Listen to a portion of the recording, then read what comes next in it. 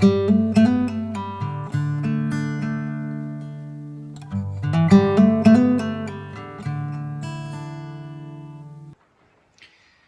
YouTube world, this is part 2 of this giant commission that I'm doing. I wasn't intending to film it, but because of drying times and such a huge scale, it would mean that I'd be off YouTube for quite a long time. So I have filmed it, and it's not necessarily a tutorial, I'm just giving you some insights into how I work. Now, you will have to go and watch part 1 to see the huge amount of paint that I've got through for this. But part 1 showed the actual paint pouring of the background, flip cups. This is part 2 where those canvases are now dried and I have to transfer a huge tree onto those canvases. Well, how do I do that? Do you know, I'm not that clever. I really wish I was one of those people that could just draw by eye. And I will be doing that, but I need to mark out the white spaces, because in my test piece that I did, I lost all those white spaces in the sky, because I just went mad. So how do I do that? How do I get proportions right? Well, first of all, on the computer, what I've done is I've created the document, which is more or less, well, it is correct proportions to my canvas, i.e. I've drawn a square that is 1/4 of the actual canvas size, and I've inserted the picture into that square so that I know it's exactly the right proportions for what I need. And I've done that in the 4 sections because this is over 4 canvases. So this is the bottom left hand corner. So I hope that makes sense. And what I use to transfer onto a huge canvas is a tracer. This is an autograph. I can't remember exactly how much this one was. I've had it a few years. I don't use it very often. In fact, this is probably only the 3rd time I've used it. But because this is a commission and because I need to be accurate, I will just be loosely using this. Let me just move this and show you. So let me just show you how this works. So that's my reference photo that I'm going to be having in my hand when I'm painting. This is the tracer. The same photograph, smaller, is underneath the viewer here. And all I need to do in a dark room is turn this on, and it will project the image all the way over to my canvas. Now, I will turn the light out and do that again and see if it will show up on camera. So my blinds are shut, my tracer is on, and you can just see a real faint outline. You don't really see any colour, you only see shapes.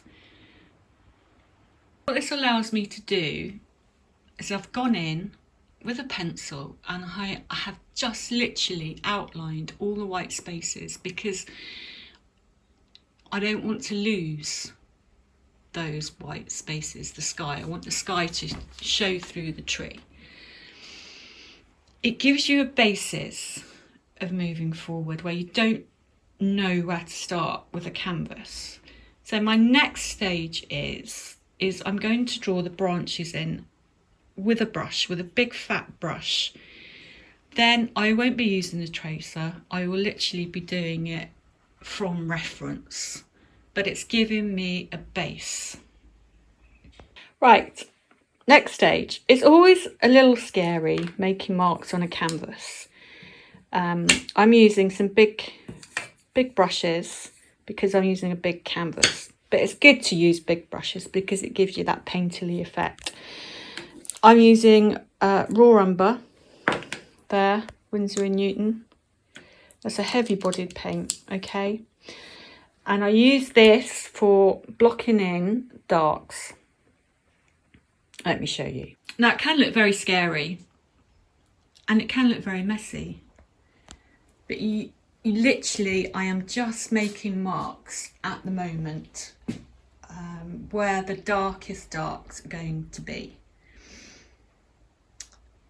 throughout the canvas. You can see here I've got my little reference here. So I've just been putting in these here. Just making loose, very loose marks. And what I will do is tomorrow, I can never do too much at one time because I go all squinty eyed. I will come back in and I will then use another brush to work over the top.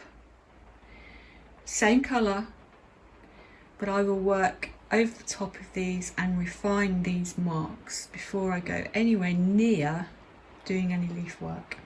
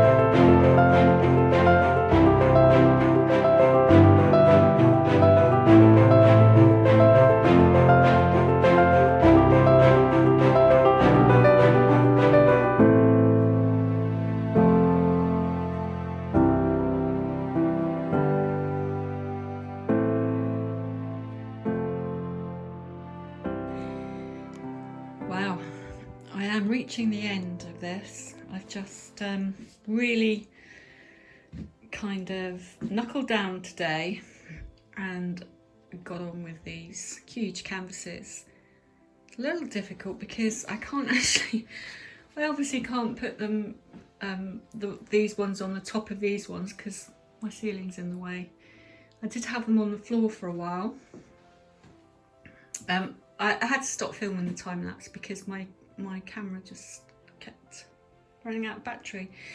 These aren't finished, they nearly are. I am just going to scuff them all up a bit, which might sound strange. I'm going to leave them to dry a little bit longer, and then I'm just going to do real time, just some palette knife work over the top to put highlights in and to bring a little bit more painterly feel. I've done it in a couple of places, I'll show you.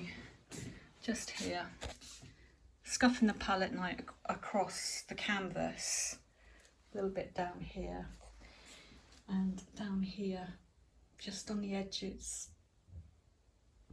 So I'm going to be doing that so it's not so, what's the word I'm looking for, tight. I'm going to loosen it all up a little bit. I hope there hasn't been too many time lapses, but it's taken a long time.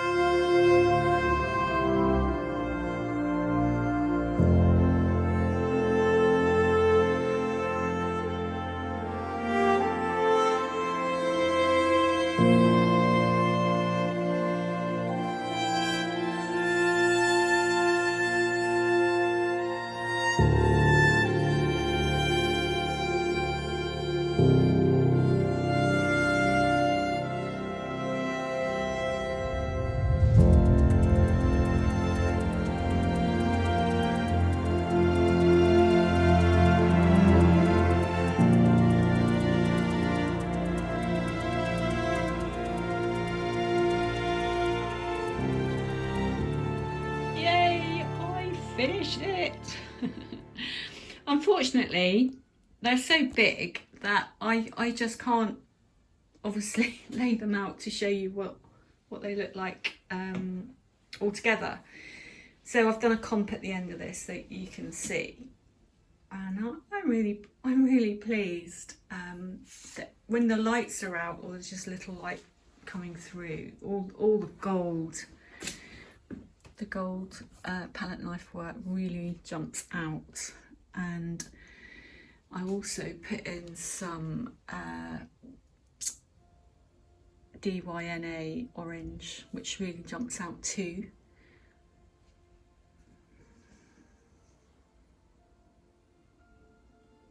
Graduating down to the white. And these are the tops. You could just see the subtle sky there, just subtle.